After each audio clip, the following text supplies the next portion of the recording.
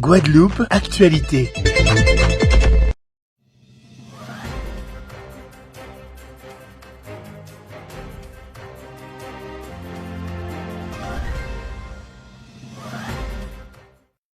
Bonjour à tous. Jusqu'à quand la Guadeloupe sera-t-elle à ce point impuissante face à la montée des eaux dans l'agglomération pointoise? Quelle lecture faut-il avoir désormais de la situation politique de notre archipel et des rapports de force depuis la présidentielle? Comment le parti GUSR aborde-t-il la bataille à venir des législatives? Guy Losbar, président du département et de GUSR, est l'invité de Franc-Parler. Bonjour Guy Losbar. Bonjour. On vous a vu sur le terrain suite aux inondations du week-end dernier. Ce qui s'est passé, hélas, n'est pas nouveau. On a connu d'autres drames similaires par le passé, ces dernières années en Guadeloupe. Vous comprenez l'indignation? Tout à fait, d'autant plus que le département étant la collectivité des solidarités, donc très tôt, samedi matin, je me suis rendu d'abord à Pointe-à-Pitre, ensuite au Gosier et après aux Abîmes tout au long de la journée, et je me suis rendu compte de l'ampleur des dégâts et la détresse des personnes concernées. Donc il y a deux aspects. Dans un premier temps, c'est la solidarité. Il faut pouvoir exercer la solidarité. Donc nous-mêmes, au niveau donc, du département, nous avons mis en place la régie d'urgence qui permettrait à ce que les personnes en situation puissent recevoir une indemnisation, un chèque de 300 € pour au moins les premiers équipements, acheter un matelas, enfin cela. Et donc tout au long donc, de cette semaine, c'est ce qu'on a pu réaliser. Mais au-delà de cette solidarité, cette première urgence, nécessité qu'il puisse y avoir un fonds de secours. Donc j'ai interpellé l'État à ce sujet. Et également la déclaration de catastrophe naturelle, ce qui sera effectif puisque j'ai eu une réunion avec le ministre, ensuite avec le préfet, et cela va se traduire dans les jours à venir. Mais au-delà de cet aspect de solidarité, il est vrai qu'il faudrait que nous puissions éviter qu'à chaque pluie diluvienne, et lorsqu'on connaît la zone où nous vivons, cela peut être fréquent, éviter que la population soit toujours dans cette situation. Ce que je me suis rendu compte avec certains administrés, qu'il y a un problème d'entretien des cours d'eau, donc nécessité d'un curage systématique, régulier. Nous-mêmes au niveau donc, du département, ce n'est pas une compétence départementale, mais depuis cette semaine, nous intervenons sur un certain nombre de cours d'eau, et je prendrai l'initiative avec le département, avec l'État et les EPCI qui ont cette compétence en termes de GEMAPU et GEPU, donc pour qu'il puisse y avoir un véritable plan et permettre que, pas ce mois-ci, mais en tout cas qu'il puisse y avoir des solutions, d'autant plus qu'on sait que c'est dans les zones des Abîmes, Gosier, oui, c'est toujours pareil. Voilà, ce sont les mêmes zones qui sont concernées, et comment trouver une solution. Cela montre deux choses. Absence peut-être de planification dans le cadre de l'aménagement et du développement des territoires, qui impacte, qu'on le veuille ou pas, aux responsables politiques, mais cela montre aussi une certaine incivilité, puisqu'on a pu voir des constructions sur des cours d'eau, des constructions dans des zones particulières, et qui est liée à une culture, mais aussi, souvent, ce sont dans des secteurs où les conditions de vie sont les plus faibles, et qui imposent que des constructions sans pour autant que les normes soient tout à fait respectées. Quelles décisions concrètes seront prises pour éviter que l'histoire ne se répète? Parce que ce n'était même pas un cyclone là. Décisions concrètes, comme j'ai dit, au-delà de l'aspect solidarité, mais que les différents acteurs se mettent ensemble. Donc nous, en tant que président du département, ce que je dis, ce n'est pas une compétence du département, mais je ne peux pas me rendre compte de cela et ne pas agir. Donc en appui avec le syndicat SMEG qui aujourd'hui est l'organisme unique pour gérer sur l'ensemble du territoire, voir comment on peut mettre un plan pour résorber donc, ce problème. Mais je préfère avoir un discours honnête. Les choses ne vont pas se régler en un mois, ni même en une année. Le curage va peut-être améliorer la situation, mais au-delà donc, du curage, il y a le recalibrage des cours d'eau, recalibrage donc, de l'assainissement, et cela nécessite que tous les acteurs puissent se mettre ensemble. Quand vous voyez par exemple l'état de la plage de la Dacha au Gosier, tout ne peut pas être mis sur le compte de la fatalité et de la faute à pas de chance.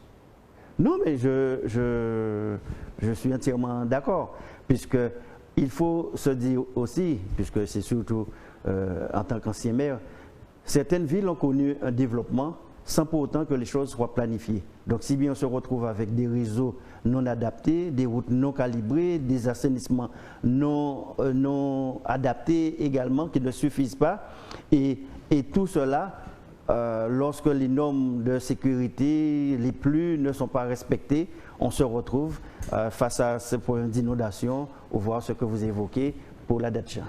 En tout cas, la solidarité du département est à l'œuvre, visiblement. Hein? Oui, la solidarité est à l'œuvre. Nous sommes la collectivité des solidarités, donc c'est tout à fait normal.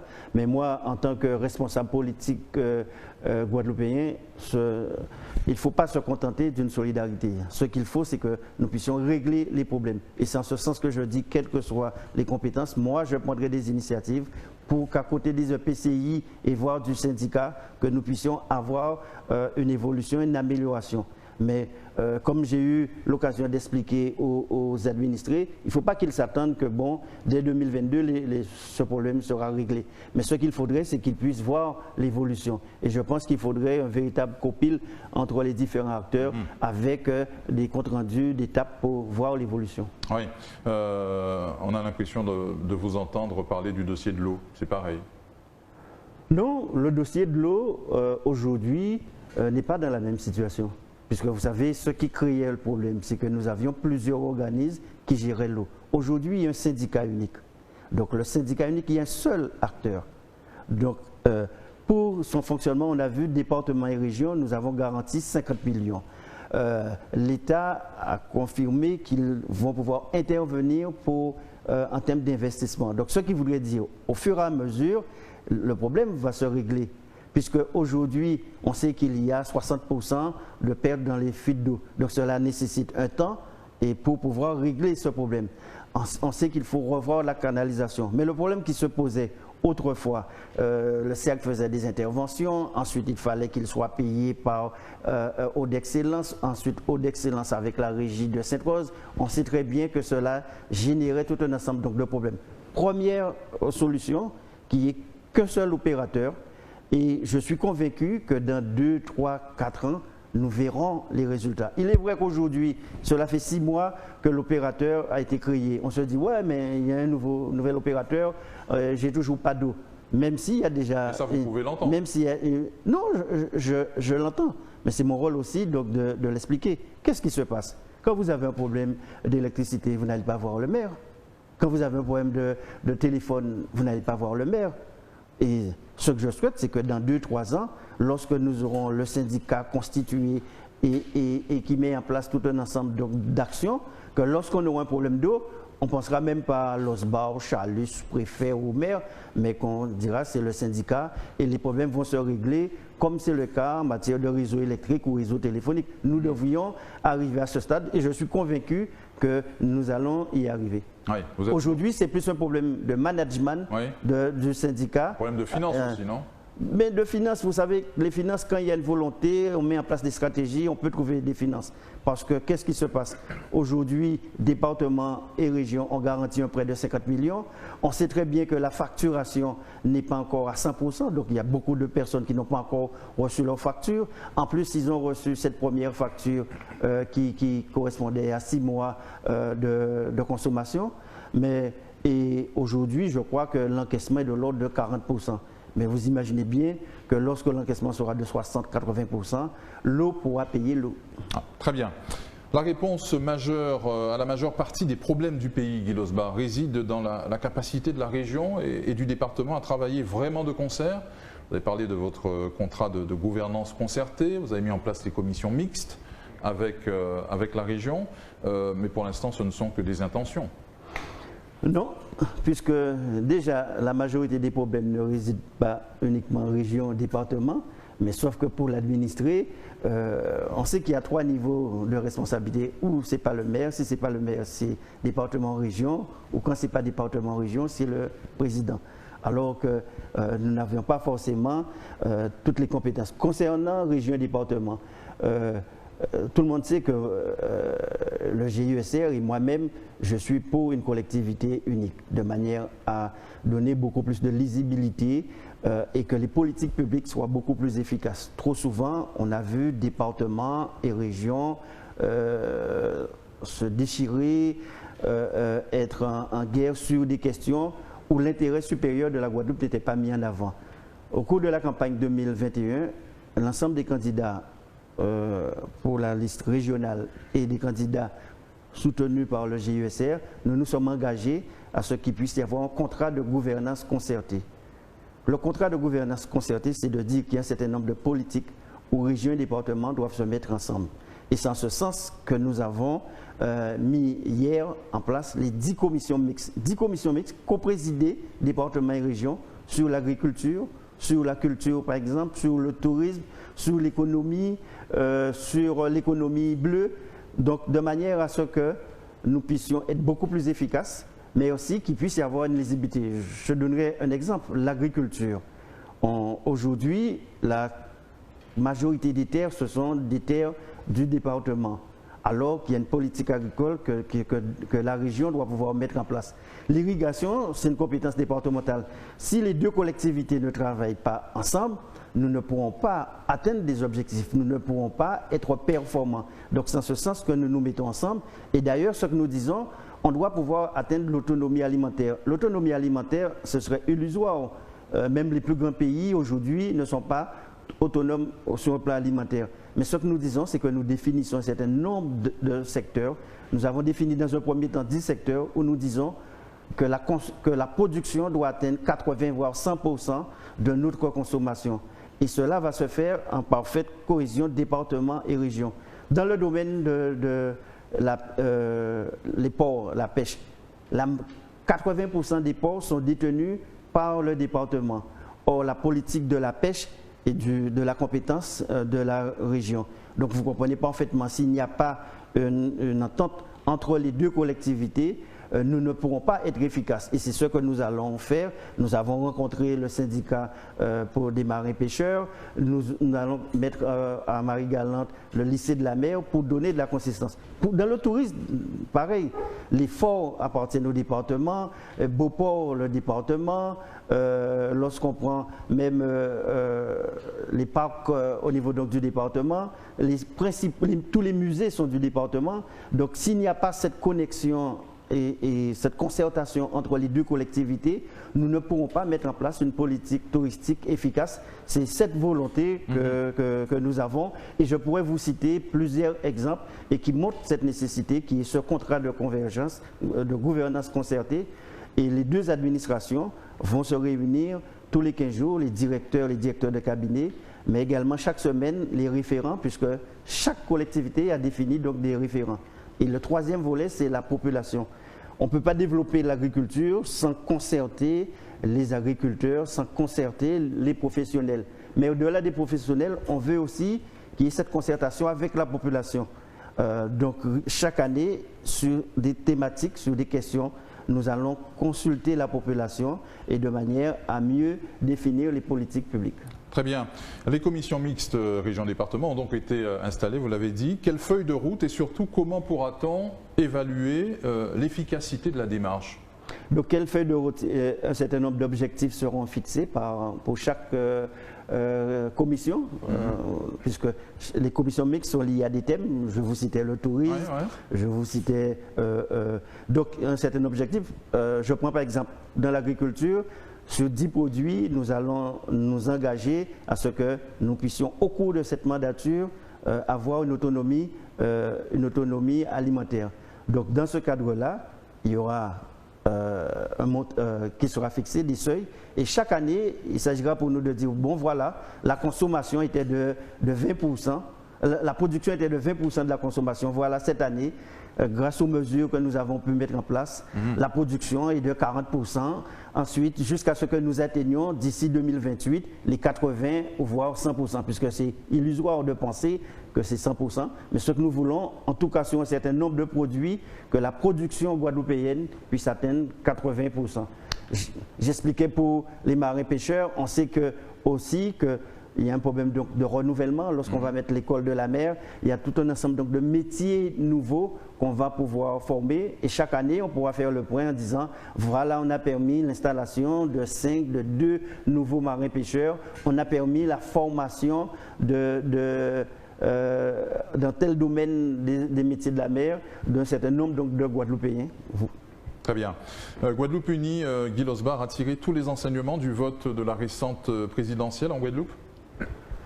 Mais je pense que tout parti, voire comme tout Guadeloupéen, puisque cela a été sans doute un électrochoc, on a vu au premier tour vote à plus de 70% pour Jean-Luc Mélenchon, et nous avons vu au deuxième tour un vote pratiquement 70% pour Marine Le Pen.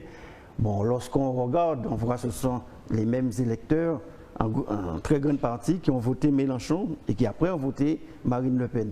On sait très bien que les 2 programmes de Marine Le Pen et de Mélenchon sont tout à fait opposés, mais je pense que c'est une contestation, c'est un rejet, c'est une volonté contre le candidat Macron, parce que je pense que c'est lié à la perception pour la crise sanitaire, c'est lié aussi au problème de pouvoir d'achat, puisqu'il faut se dire qu'aujourd'hui, 34% de la population vit au-dessous du seuil de pauvreté. Il faut se dire aussi que 80% de la population guadeloupéenne est éligible pour les logements sociaux, donc qui montre le niveau de revenu. Aujourd'hui, lorsqu'on interroge les bailleurs sociaux, les impayés, c'est entre 15 à 20% de personnes qui n'arrivent pas à payer leur loyer. Lorsqu'on interroge, on voit, concernant l'essence, qu'aujourd'hui, on va prioriser ces déplacements. Hier, j'ai rencontré un gestionnaire d'une station d'essence et il m'expliquait que parfois, il y a des... On parlait du plein, mais on fait 10 euros d'essence pour une voiture. Donc, ce sont des signes qui montrent qu'il y a une souffrance. Et après, cette souffrance peut se traduire en vote de mécontentement, de contestation. Il appartient, nous, responsables politiques, puisque moi, j'ai une double responsabilité, puisque je suis responsable d'un parti donc qui a une vision pour le pays, qui doit donner des orientations. Mais en même temps, je suis président donc, du département, plus chargé des solidarités. Et en plus, dans le cadre de ce contrat de gouvernance, il faudrait que nous puissions apporter donc, des réponses. Apporter donc, du concret pour que nous soyons beaucoup plus crédibles auprès de la population. Oui, se pose un problème de crédibilité, vous l'avez dit. Oui, un problème de crédibilité parce qu'il y a une telle souffrance, mais en même temps, il y a une forte impatience aussi. Puisque, comme je vous disais, quand on explique le problème d'eau, mais en fait, on va se dire en panier de l'eau en robinet en moins, Carlos bac à faire, etc. Alors que ce qui devrait être fait, nous sommes en train de le faire. Après, c'est attendre qu'il puisse y avoir donc, les résultats. Moi, je suis celui qui dit, je suis en fonction, il m'appartient d'apporter donc des solutions, d'apporter donc des réponses. Je ne serai pas celui qui va dire c'est la faute avant ou après, en fait, etc. Mais n'empêche qu'on ne peut apporter donc des réponses, mais ce n'est pas ni en 2 minutes, ni en 3 minutes les choses peuvent se faire. Ce qu'il faudrait, c'est qu'on puisse voir aussi que quel que soit son niveau de responsabilité, qu'est-ce qui est mis en place et qu'on puisse se faire confiance. Puisque le gros souci aussi, c'est qu'il n'y a plus, on ne croit pas. Ce n'est pas que le Guadeloupéen ne croit pas seulement aux élus, il ne croit pas non plus aux chefs d'entreprise, il ne croit pas non plus aux responsables, enfin d'une certaine manière, puisqu'on ne croit pas suffisamment en nous-mêmes. Et je le dis souvent, si tu ne crois pas en toi-même, en ton pays, aux potentialités de ton pays, c'est compliqué que les choses puissent avancer. Et nous qui avons en charge le devenir, faire en sorte que les choses s'améliorent, bon, je suis conscient que nous sommes les premiers cibles. C'est une défiance généralisée. Oui, c'est une défiance généralisée, mais qui complique la situation. Mais lorsque vous faites les choses avec conviction, avec engagement, ce qui est mon cas, et d'ailleurs, quelles que soient les décisions que je dois prendre, si j'estime que c'est une bonne décision pour le pays ou dans l'action que je mène, je prends ces décisions. Parfois, ça soulève quelques mécontentements, quelques réactions. Mais lorsqu'on fait de la politique, on doit avoir le courage et la conviction donc, de ses propos, de sa vision. Et une certaine capacité d'encaissement. Oui, une certaine capacité d'encaissement, puisque bon, ce n'est pas toujours évident de pouvoir entendre toutes les critiques. Mais il y a des critiques constructives, mais il y a d'autres critiques, parce qu'aujourd'hui, ce qu'on peut reprocher, c'est qu'il y a une forme de haine qui se développe et que les réseaux sociaux facilitent. On pouvait être contre les idées, contre les propos de quelqu'un, mais sans susciter forcément la haine. Or aujourd'hui, dès lors qu'on est contre, parfois cela se traduit sur une forme de haine, et ce qui est un peu dommage. Il était compliqué pour vous, Guy Losbar, et pour vos alliés, de faire campagne pour Emmanuel Macron. Votre parti avait montré beaucoup plus d'engagement en 2017. Non, nous avons fait la campagne présidentielle, surtout au deuxième tour. Au premier tour, il était quasiment impossible, puisque chaque tentative de réunion, on avait le collectif qui venait, qui interrompait, c'était pratiquement impossible de faire des réunions. Donc à tel point que nous avons même dû faire un Facebook Live pour le premier tour. Au deuxième tour, il est vrai que nous avons tenu un certain nombre de meetings, un certain nombre de réunions, mais je suis quelqu'un qui dit la vérité. On sentait toute la réticence et toute la crainte, et toute la crainte de pouvoir participer à cette réunion. Et il y avait tout type de prétexte pour ne pas y être. Mais moi, je suis quelqu'un qui affirme ses engagements et ses convictions. Et c'est en ce sens que nous avons pu faire campagne. Et nous étions conscients aussi que compte tenu de la perception de la gestion de la crise sanitaire, des problèmes d'obligation vaccinale, etc., qu'il y aurait ces difficultés. C'est dans ce contexte de poussée des extrêmes, de vote de rejet, ici, du président réélu, que se dessinent les législatives à venir. Vous pariez sur un retournement de l'opinion et sur un vote utile, ou vous avez des craintes? Non, quand on fait de la politique, on doit être réaliste. La peur n'est jamais bonne conseillère, donc je ne suis pas quelqu'un qui fonctionne avec la peur. Mais il faut être réaliste par rapport à cette situation.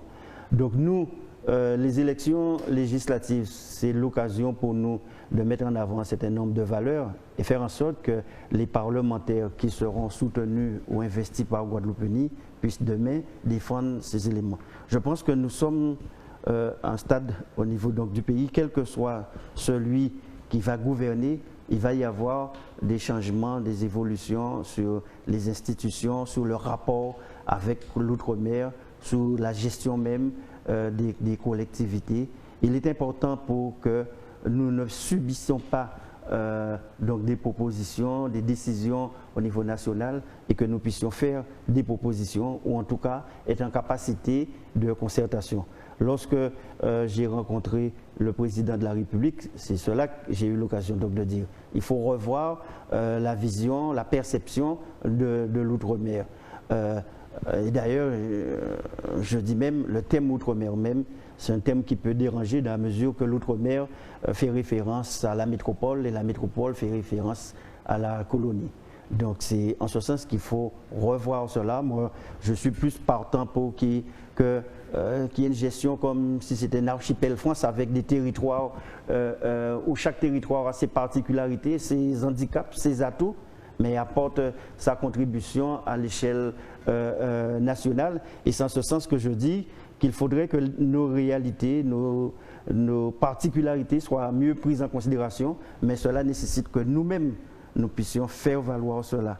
Cela nécessite que nous-mêmes nous en soyons conscients et que nous puissions apporter cette vision au niveau national. Je refuse cette idée de penser que nous soyons toujours en réclamation, que c'est un territoire de rattrapage, de réparation, combler les handicaps, etc. Il y a de réels atouts, qu'il s'agisse en Guadeloupe ou dans les autres pays. Il faut que nous-mêmes nous en soyons conscients, puisque si vous-même vous n'êtes pas conscient de vos capacités, de vos atouts, ce n'est pas celui qui est en face ou à côté de vous qui prendra conscience. Donc c'est aussi cette nécessité. Et c'est en ce sens que je dis, quoi en Guadeloupe, et qu'on ne soit pas toujours fataliste, qu'on ne soit pas toujours en train de dire, mais que fait la région, que fait le département, que fait Macron ou pas. Il faut que nous-mêmes, on puisse se dire, moi aussi, qu'est-ce que j'apporte à mon pays? Quelle contribution? Et on voit qu'il y a beaucoup de jeunes, beaucoup d'initiatives qui sont prises dans des contextes, dans des situations hyper difficiles et qui réussissent. Donc il faut qu'on soit dans cette démarche de réussir. Très bien. Le choix de vos candidats est arrêté?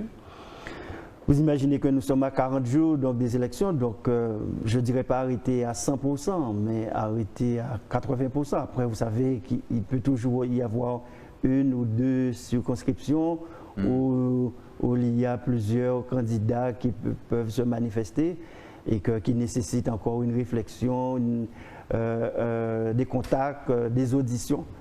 Mais je suis très serein pour cette possibilité que nous ayons donc, des candidats. Au niveau donc, du parti, tous les candidats qui nous allons soutenir ou investir, il y aura cette charte que nous allons pouvoir demander par rapport au parti, mais par rapport aux intérêts donc, de la Guadeloupe. Très bien. Des risques de dissidence dans vos rangs? Des risques de dissidence, non, je ne pense pas. Peut-être il peut y avoir des candidatures isolées, puisque vous savez, j'entends 107 candidats peut-être pour les législatives. Donc ce ne serait pas surprenant qu'il puisse y avoir ce type de candidat. Il pourrait y avoir des surprises aussi par rapport aux candidats que nous soutenons ou que nous allons investir. Mais nous sommes dans cette démarche de dire qu'il faut qu'on soit le plus rassemblés possible, d'autant plus qu'on a vu lors de cette crise que les élus ont été unis ensemble pour proposer des solutions. Vous avez pu voir comment nous avons mis hier en place ce contrat de gouvernance concertée. Il n'y a pas très longtemps, j'ai voté le plan de mandature et j'ai voté également le budget du département qui a été voté à l'unanimité, donc qui montre cette volonté, en tout cas chez moi, au niveau donc du parti, être plus dans une démarche de rassemblement, de communion et que toutes les forces puissent s'exprimer. Quel programme porteront vos candidats, Guy Losbar, ou ceux qui bénéficieront de votre soutien?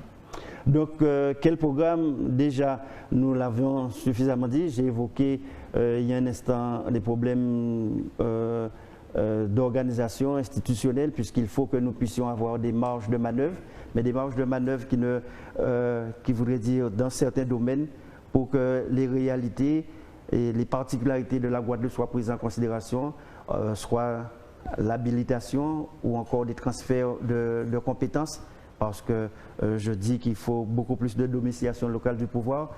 Il faudrait aussi cette connexion avec les outre-mer, puisqu'aujourd'hui, je pense que Guadeloupe, Martinique, Guyane, Réunion, nous devrions être en stratégie commune, en front commun, pour pouvoir être beaucoup plus fort auprès donc, de l'État, auprès donc, du gouvernement, et arrêter les rivalités qu'on pouvait souvent mettre en avant. Et nous sommes déjà dans cette démarche. Nous sommes en contact avec le président de la Martinique, le président de la Guyane et de la Réunion. Nous aurons des réunions très bientôt pour concrétiser cela. Également sur les grandes questions concernant l'eau, les questions, l'eau que vous évoquez, cette nécessité que, au-delà de l'intention, de la volonté donc de contribuer au financement de l'investissement, qui est un véritable plan de financement sur à peu près 10 ans avec l'engagement réel de l'État. Dans le domaine de l'énergie, on le voit aujourd'hui, quels peuvent être les impacts du pétrole sur le coût du pétrole. Or, aujourd'hui, c'est l'énergie fossile. Et comment expliquer que nous ayons une stratégie sur l'énergie fossile alors qu'en réalité, nous avons l'éolien, nous avons marine, nous avons également la géothermie et l'hydrogène qui aujourd'hui, ce sont plus des énergies nouvelles et qui pourraient être une véritable stratégie pour la Guadeloupe. D'autant plus que même le financement des collectivités est basé sur la taxe sur le carburant et on sait très bien que au fur et à mesure, nous aurons moins de véhicules qui s'expliquent pour des raisons écologiques, mais aussi pour des raisons politiques. Donc ce sont ces différentes questions qu'il va falloir en débattre. Le problème de l'environnement également, puisque nous sommes un territoire avec tous les risques. Il y a 2 ans, j'avais proposé qu'il puisse y avoir un fonds d'urgence, de manière à ce que, avec la contribution collectivité, de population, un peu tout le monde, que lorsque nous sommes en situation de catastrophe naturelle, qu'on puisse réagir. Nous avons vu le week-end dernier une petite pluie, tous les dégâts que cela pourrait causer. Donc ce sont donc des questions qu'il va falloir anticiper et c'est le rôle donc, des parlementaires de pouvoir défendre ces différents dossiers, mais surtout revoir le rapport avec l'État, avec le gouvernement. Non pas que nous subissons des décisions, mais que qu'il y ait cette concertation, que nous soyons en partenaire, que les choses soient co-construites. Et ce sont tous ces éléments que j'ai eu l'occasion de faire prévaloir auprès du président de la République. Très bien. Durant ce deuxième quinquennat Macron, Guy Losbar, nos élus se feront-ils davantage respecter pour ne pas être taxés d'aplaventrisme? Les élus se feront maximum respecter. En fait, le problème qu'il y a, c'est que quand vous prenez une décision de soutien, je prends le cas, nous, au niveau du GFC, nous avons soutenu la candidature de Macron. Nous avons soutenu parce que en 2017, nous avons pris cette décision, nous avons fait le point sur le bilan, sur ce qui a été, ce qui n'était pas bon et comment envisager les prochaines années. Et comme je vous ai dit, ce qui a été dit, c'est que nous ayons beaucoup de proximité. Ce qui a été dit, c'est qu'il y ait cette concertation. Je viens de vous dire que nous soyons en partenaire et non pas simplement pour un soutien à un gouvernement. Ce qui est important, c'est que nous puissions faire évoluer pour avoir des marges de manœuvre. Quand vous prenez les candidats, ce n'est ni Marine Le Pen, ni Mélenchon qui pouvaient permettre cela. Et ce qui me rassure, c'est que le président de la République, lors de son intervention, a dit qu'il s'agit d'une ère nouvelle. Ère nouvelle, cette mandature ne sera pas la continuité de l'ancienne mandature. Ce qui montre, c'est qu'il a pris conscience de nos échanges, qu'il a pris conscience aussi, sans aucun doute, des différents votes sur les différents territoires. Donc c'est ce qui est important, c'est pouvoir avoir un interlocuteur pour discuter, pour anticiper un certain nombre de questions, puisque sinon, il y a un certain nombre de choses qui pourront être imposées au niveau de la Guadeloupe.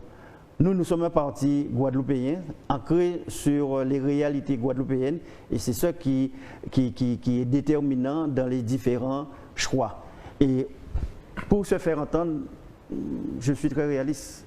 La Guadeloupe seule, quelle que soit la force de ses députés ou de ses parlementaires, ne va pas suffire. Et c'est en ce sens qu'il y a une stratégie au niveau de l'ensemble des ultramarins, avec la Réunion, avec la Martinique, avec la Guyane, de manière à ce que la voix de la Guadeloupe puisse avoir beaucoup plus de force. La voix de la Guadeloupe puisse être relayée comme la voix de la Martinique ou la Guyane sera relayée à notre niveau. C'est cette vision, c'est cette stratégie aujourd'hui que j'ai et que vous verrez dans les semaines, dans les mois à venir, qui va se construire et qui nous donnera toute notre dimension et qui va générer aussi l'écoute beaucoup plus forte, quel que soit le lien politique. Il y a le lien politique qui peut exister, mais il y a surtout la force des idées et lorsqu'une vision est claire, avec des stratégies fortes qui permettent d'avancer. Merci à vous, Guy Losbar, d'avoir accepté notre invitation et merci pour votre franc-parler. Merci. Merci à vous pour votre fidélité à notre rendez-vous du soir. On se retrouve très vite sur votre chaîne locale. Outremernews.fr, le site de l'actualité Outre-mer, 24 heures sur 24 et 7 jours sur 7. Retrouvez la chaîne Outremer News sur YouTube.